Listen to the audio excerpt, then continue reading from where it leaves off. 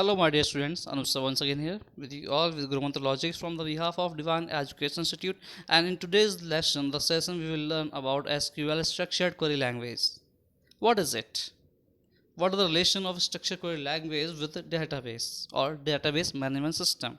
Actually, as you all know, that database management system is the software that is used to operate databases. And what is database? Database is the form of the table or the way to maintain, to record, to store, and to access information.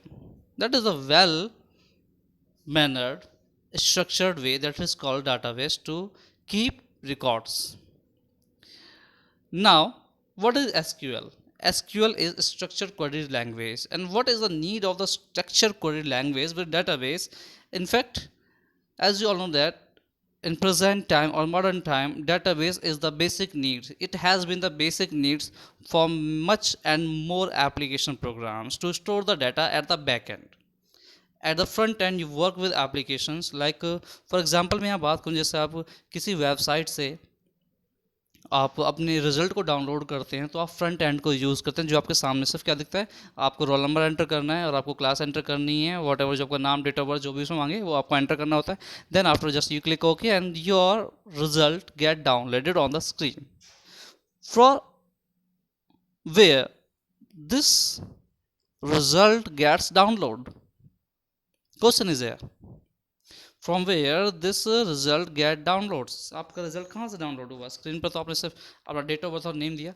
Actually इस तरह के websites के साथ में हम एक database को attach करके रखते हैं, और ये डाटाबेस के साथ में होता क्या है, इन डाटाबेस के साथ में हम एक इंफॉर्मेशन को एक वेल मेंटेन तरीके से अटैच करके रखते हैं. और एक्चुअली जो आपने यहाँ नेम और डेट ऑफ बर्थ दिया, इसके थ्रू हमने क्वेरी की और हमने सिर्फ उस क्वेरी के बिहाफ पर अपनी डिजायर्ड इंफॉर्मेशन को अपने स्क्रीन पर देखा, जो कि आपके रिजल्ट के रूप में आपको दिख गया.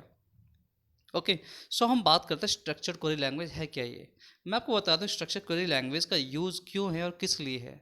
जैसा आप जानते हैं कि अलग अलग प्लेटफॉर्म पे हम डाटाबेस यूज़ कर सकते हैं, अलग अलग database software like Oracle, MySQL, MS Access और भी अदर पता नहीं कौन कौन से हमारे डाटाबेस मैनेजमेंट सिस्टम है जो रन होते हैं. तो हर एक डाटाबेस मैनेजमेंट सिस्टम बहुत अच्छे तरीके से या वेल कह लो कि 100%ली बिल्कुल सभी सेम नहीं है, कुछ ना कुछ हर एक में कोई ना कोई डिफरेंस है. तो कहीं ना कहीं MS Access पे बना हुआ जो डाटाबेस मैनेजमेंट सिस्टम है वो किसी अदर प्लेटफॉर्म पर यूज़ करने पर कुछ प्रॉब्लम्स क्रिएट कर सकता है, या उसके स्ट्रक्चर के साथ में कोई प्रॉब्लम क्रिएट हो सकती है, वो मैनिपुलेट हो सकता है ऑटोमेटिकली, जो हम नहीं चाहते. तो SQL क्या है? SQL structured query language. ध्यान देना, क्वेरी लैंग्वेज एक लैंग्वेज बनाई गई है.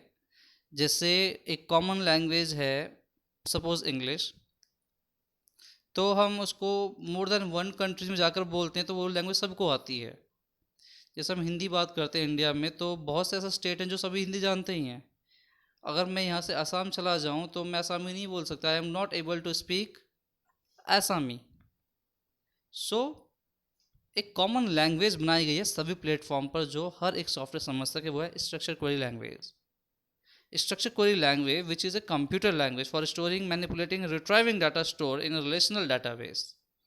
SQL is standard language for relational database management system. This is the language for relational database management system.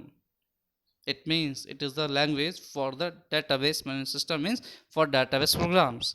तो जितने भी database programs हैं वो सभी इस language को use करते हैं, और इस लैंग्वेज के थ्रू बनाए हुए एप्लीकेशंस या डाटाबेस सभी के समझ आ सकते हैं, जो बिना किसी अल्टरनेट के या बिना किसी ऑल्टर के या मॉडिफिकेशन के वो एज इट आपके स्क्रीन पर शो हो जाएंगे जैसे वो एक्चुअल वे में बनाए गए थे. So what is more about structure query language? It is as well as known as the database language by the use of which we can perform certain operations like creation, modification, inserting the database programs and other commands like create, drop, insert. Insert means हम कोई भी row column में insert कर सकते. Drop means होता है किसी एक पर्टिकुलर एरिया को वहाँ ड्रॉप करना, मतलब डिलीट करना, अलग कर देना. तो इस तरह से हम अलग अलग टास्क के लिए हम स्ट्रक्चर क्वेरी लैंग्वेज यूज़ करते हैं। और बात यहाँ पर आती है स्ट्रक्चर क्वेरी लैंग्वेज की जो कमांड्स हैं ये अलग अलग हैं। सबसे पहले जो इसमें आती है वो है DDL, डाटा डेफिनेशन लैंग्वेज। दूसरी है DML, data manipulation language. Third is DCL, data control language. Then after DQL, data query language. Some of the programmers think there is much more language other one available with SQL, that is transaction control language. Only some of them understood that it should be there or it is works. तो हर तरह की यह जो SQL command है इनकी अलग अलग operation है। अब बात करते हैं हम किस कमांड के अंदर हम किस तरह के ऑपरेशंस को प्रोवाइड कर सकते हैं या हम किस तरह के ऑपरेशन को ऑपरेट करा सकते हैं। तो DDL में जो सबसे पहले तो DDL की मैं बात करूं यहाँ पर अभी, तो what is DDL, data definition language. It means it is the language that will define the database, that will create, that will describe the type of data definition. It means what is the database should be there and what the database works there and what types of data you can enter there. It means for creation the database you have to use DDL, data description language. जैसे आप database में अब तक करते हैं क्या कि जब डाटाबेस को क्रिएट करते हैं तो वहाँ पर आप डाटाबेस का कॉलम का नाम देते हैं। फिर कॉलम का नाम देने के बाद में आप टाइप ऑफ डाटा को भी सेलेक्ट करते हैं कि किस तरह का डाटा टाइप आप किस तरह कॉलम में एंटर करेंगे। तो ठीक है, ऐसे डाटा को यहाँ क्रिएट करते हैं, डाटाबेस को क्रिएट करते हैं हम DDL कमांड को यूज़ करते हैं।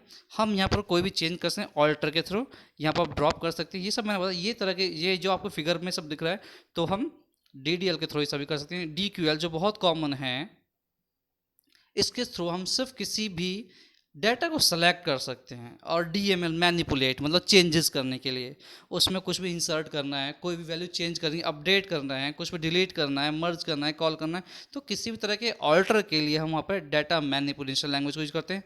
डाटा कंट्रोल लैंग्वेज, ये डाटा को कंट्रोल रखता है, डाटा को मैनेज करने के लिए।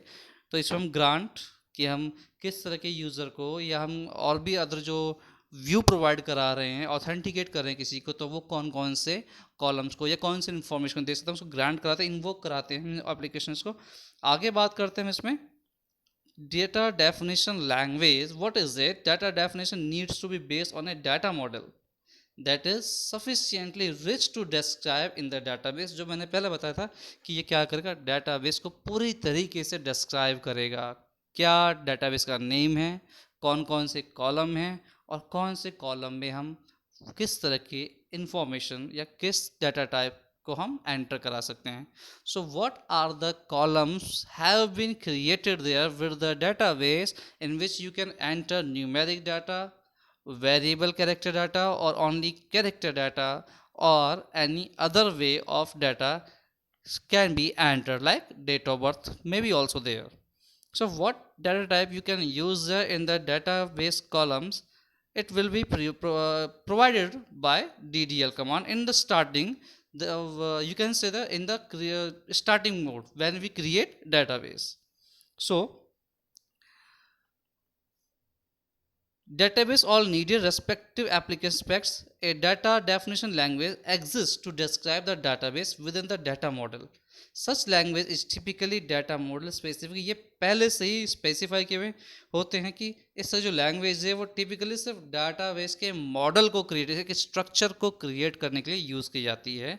आगे बात करेंगे हम कि DDL कमांड्स में कौन कौन से हम ऑपरेशन करा सकते हैं। पहला क्रिएट, जैसा मैं बताया कि इसके थ्रू हम क्या करेंगे, किसी भी टेबल को हम डाटाबेस को क्रिएट करते हैं। So it is use to create a database और its object like table, index, function, view, store, procedure and triggers. Next one is drop. मैंने कहा था हम कुछ पर्टिकुलर एक ऑब्जेक्ट को डिलीट कर सकते हैं, that is like is use to delete object from the database. It means कि हम कोई किसी भी कॉलम का किसी रो को यहाँ से डिलीट कर सकते हैं। Next one is alter. Alter के थ्रू हम चेंजेस कराते हैं। It is use to alter the structure of the database. मतलब आपको जैसे कोई कॉलम में डाटा टाइप चेंज करना है तो आपको वहाँ ऑल्टर कमांड को यूज़ करना। ट्रंकेट हम यूज़ करते हैं किसी भी एक लार्ज एरिया को डिलीट करने के लिए। It is use to remove all records from a table including all spaces allocated from the records are removed. Next one is comment. It is use to add comments to the data dictionary. Last rename, और इस last command के through हम किसी भी table को rename कर सकते हैं। देखिए मैं आपको फिर बता दूं, स्ट्रक्चर क्वेरी लैंग्वेज एक अलग तरह की लैंग्वेज है। जैसे हम अदर लैंग्वेज सीखते हैं, C++, hash note, dot net, Java, ये सब अलग तरह की लैंग्वेज है। तो ये जो एसक्यूएल है, एसक्यूएल एक डाटाबेस की लैंग्वेज है कि कुछ डाटाबेस एप्लीकेशन आपके साथ में से आप यूज़ करेंगे MS एक्सेस। आपके सामने क्या है, वो GUI फंक्शन में है, ग्राफिक यूजर इंटरफेस है। आप वहाँ पे क्या करेंगे, स्टार्ट बटन क्लिक करेंगे, एप्लीकेशन खोलेंगे, वहाँ आपको व्यू मिलेंगे। व्यू में आप जाएंगे, वहाँ पर रिबन मिलेगा, वहाँ पे आप किसी एक कमांड को क्लिक करेंगे, वो ऑपरेट हो जाएगा। लेकिन यहाँ पर ऐसा नहीं था एसक्यूएल के अंदर। एसक्यूएल के अंदर एक कमांड को फॉलो करना होता है, एक लैंग्वेज को फॉलो करना होता है, उसके कुछ अपने एक वेज होते हैं, हम उसी के थ्रू इसको यूज़ करते हैं। तो रीनेम करने के लिए भी ऐसा नहीं कि राइट क्लिक किया वहाँ पर रीनेम कर दिया। रीनेम करने के लिए आप वहाँ कमांड देंगे कि जैसे कि रीनेम, मान लो आप वहाँ पे एम्प्लॉय टेबल थी, रीनेम एम्प्लॉय एज, फिर वापस आपको दूसरा नाम दे देंगे और एंटर प्रेस करेंगे। इसका मतलब ये होगा कि जो पहले जो टेबल थी वो अब रीनेम होकर चेंज हो जाएगी। तो इस तरह से हम यहाँ एक DDL कमांड्स को यूज़ करते हैं। इसके बारे में ज़्यादा तौर पे या बहुत ही एक्सप्लेनेशन वे में मैं नेक्स्ट क्लास बताऊंगा। अभी थोड़े आइडियाज़ बेस पे मैंने आपको बताया कि किस तरह की से ये SQL कमांड होती हैं और इसमें कौन कौन से इसकी अपने कहते हैं ना डिवाइडेशन हैं कि कौन कौन से इसमें होते हैं, काइंड्स हैं, टाइप्स हैं। जैसे DDL बताया था, DML बताया था, DCL बताया, DQL बताया, TCL बताया।